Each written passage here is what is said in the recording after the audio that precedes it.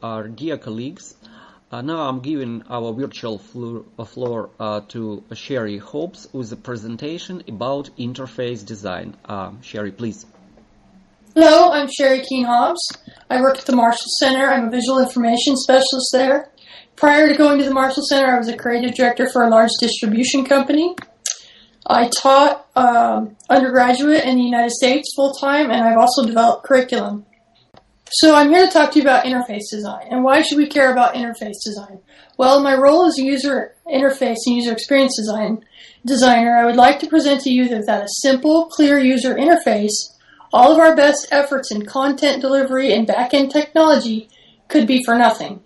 We will run the risk of losing our learners if they have to muddle through an interface that is cumbersome or difficult to use. So what I want to say to you now is that good design enhances the user experience but does not interfere with the content delivery. Now, bad design, however, detracts from the user experience. It hinders learning and frustrates the user. Well, we don't want that to happen. We want them to be able to find the buttons they need, get the experience that we're trying to present to them, and allow them to move on and succeed. So my next step I would like to present to you is design perfection. Perfection is achieved not when there is nothing left to add, but when there is nothing left to take away. You might think that the user always knows what to do next in a program. If that's so, the program is usable, and the program is a success. Well, the reality is an overly simplistic user interface can actually interfere with learning. I've been through these courses myself where all you needed to do was click next. It wasn't engaging, so you just end up clicking next until the end of the program. So I caution against overly simplistic user interfaces as well. The goal of a training program is to get the user to learn and to succeed. An unusable product will prevent that goal from being achieved.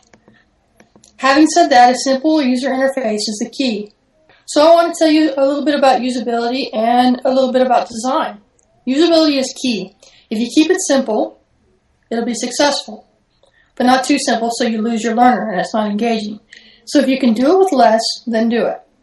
Always place the buttons in the same location so the user doesn't have to search for them.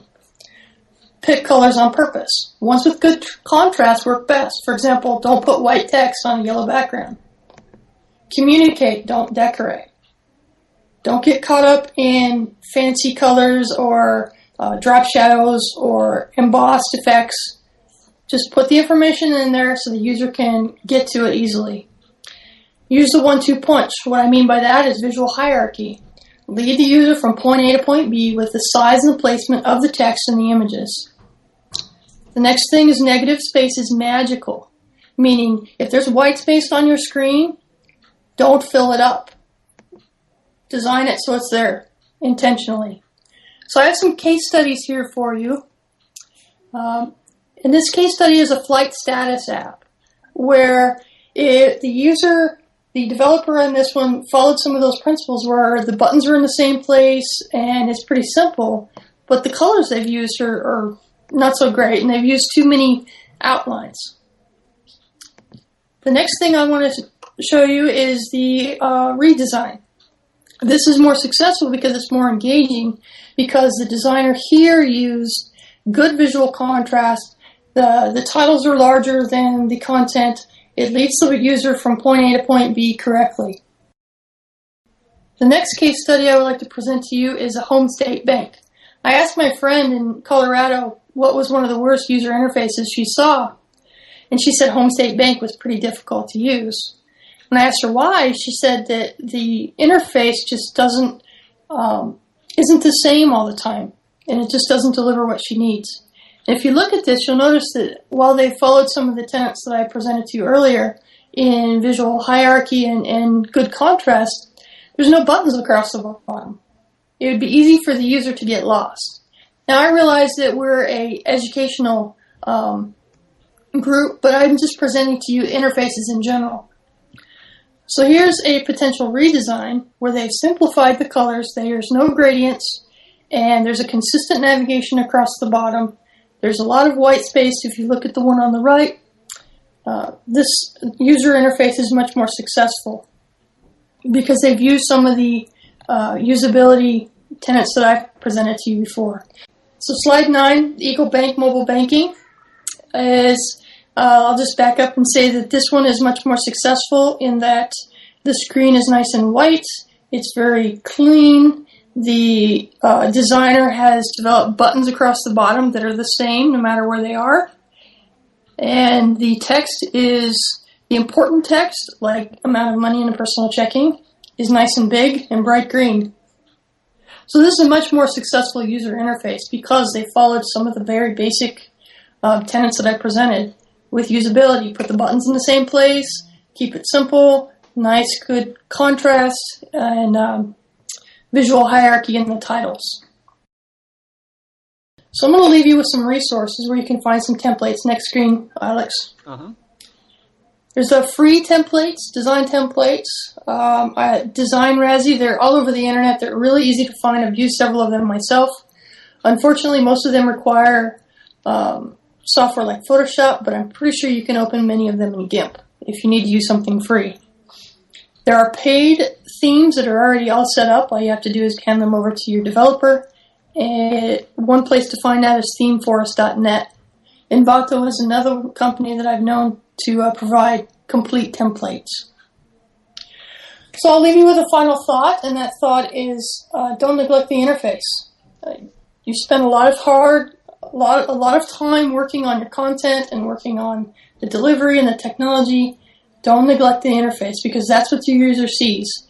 And if they are searching for something or if they're even noticing the interface, you've lost them to a degree. Any questions? Yeah, thank you, Sherry, for questions. So let me check if we have questions in our website.